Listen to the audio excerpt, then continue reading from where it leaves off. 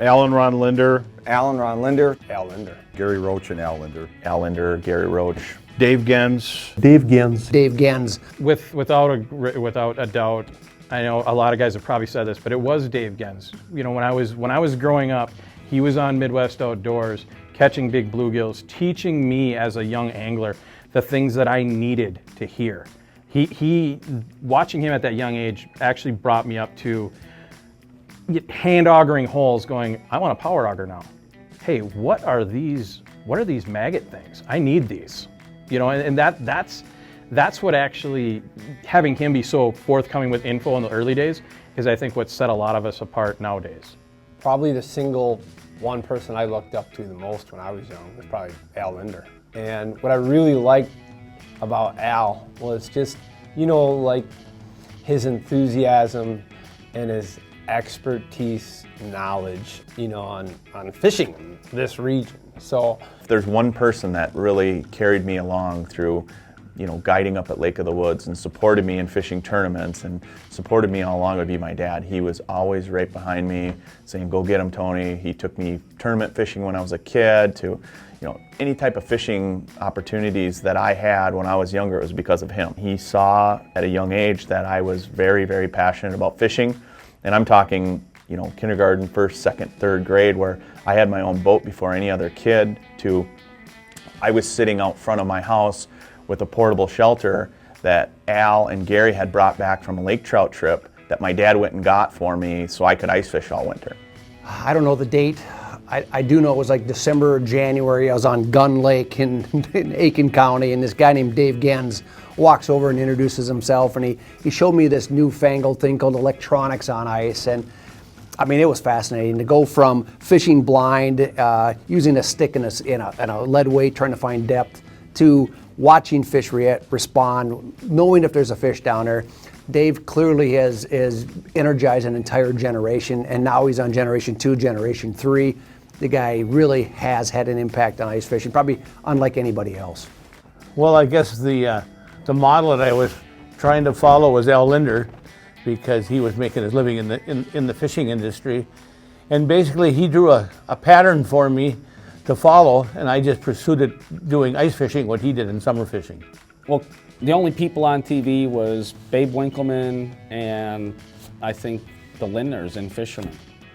So that was, you know, huge influences in my life. I fell in love watching them guys walleye fishing. I had never caught a walleye fish, and I was like, Dad, take me walleye fishing. We got to go walleye fishing. So I finally got to go, but a girlfriend taught me how to walleye fish when I was like in high school. She goes, put this countdown 7 on and hang on. Don't let go of the pole. If you feel anything, it's probably just bottom.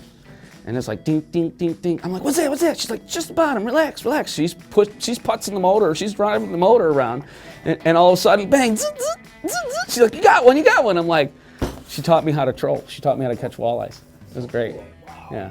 When I was a kid, my dad just took me perch fishing down at the lake. That was how we fished. And we didn't even use rods, we used trolleys, so it was totally different.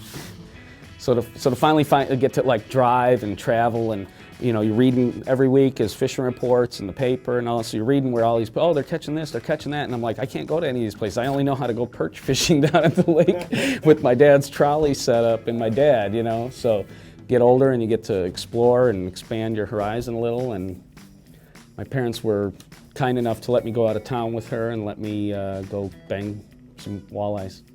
Bang some walleyes. Walters. Walleyes. Wall dogs. I think the easiest answer is Al Lindner, but it goes a lot deeper than that. I mean, Al, grew up watching him on TV for all those years. But as I got more entrenched into the industry, I started picking out certain people that did a certain thing really well. Maybe, you know, maybe they just ice fished for panfish. Maybe they were all about walleyes. Maybe they were from Devil's Lake and I'd never fished there before. The more you get into the industry and learn to meet these people, everybody's story is incredible, and most people, when they get here, they've earned it. You know, it would be, you know, Gary Roach and Al Lindner, I would say, had probably more to do with my success because it was the conversations we had, talking about where do you want to be someday in the fishing industry, and and that constant talk about that, I think that was kind of the paving point for me. You know, it paved the way for me, and I think that I was very fortunate. I grew up in the fishing industry in the era where there was a lot of really great fishermen and great mentors, but I would have to say that Al Lindner and Gary Roach were probably my two biggest mentors. You know, I've needed a lot of help at times as a fisherman. I wasn't born with much knowledge. You know, people think, you know, I hear people joke, oh, I was born to fish or whatever. You know, it's something you learn. And I've been around some phenomenal anglers that have taught me a lot. And you know, I think of a couple people right off the top of my head. Dave Genz, you know, Universal probably taught more people more about ice fishing than any man on the planet.